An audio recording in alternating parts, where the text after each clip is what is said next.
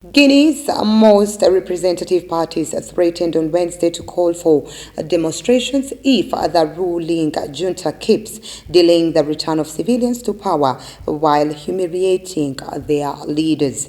These parties have come out of their previous restraint towards the junta, which took power by force in September 2021.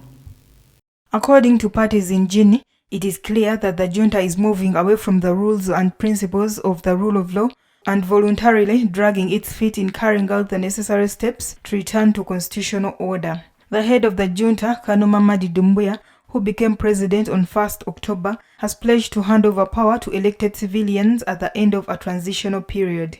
But he refuses to be dictated by a deadline. The parties say that a code for the repression of economic offenses set up by the authorities has become an instrument to disqualify troublesome political leaders. These parties call for a permanent framework for dialogue to discuss the time frame for the return of civilians to power and demand respect for the law and human dignity.